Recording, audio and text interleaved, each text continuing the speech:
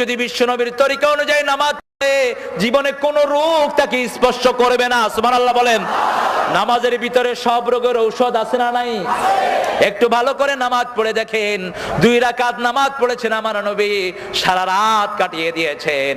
মা আয়েশা বলছেন আমি বিশ্বনবীকে একসাথে আমরা দুজন শুলাম, একটু পরে দেখি বিশ্বনবী আর বিছানায় নাই, তাকিয়ে দেখি তিনি কোথাও নাই। এরপরে দেখলাম তিনি ওযু করে এসে নামাজে দাঁড়িয়েছেন। আমি শুনতে লাগলাম বিশ্বনবীর তেলাওয়াত, এত সুন্দর তেলাওয়াত আল্লাহর জমিনে আর কারো হবে না।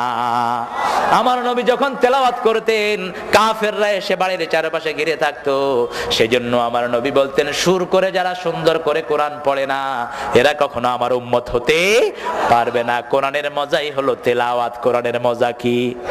এই যে রমজান মাসে 70-80 লক্ষ লোকের জামাত হয় মদিনা এবং মক্কায়, তেলাওয়াত শুরু হয়, হাজার হাজার লোক গুনগুন করে কাঁদতে থাকে। কোরআনের এমন মজা যে বুঝলো না তেলাওয়াতের মজা, তার কাছে নামাজও মজা লাগবে না, কারণ নামাজের পানি হলো তেলাওয়াত। সুবহানাল্লাহ বলেন।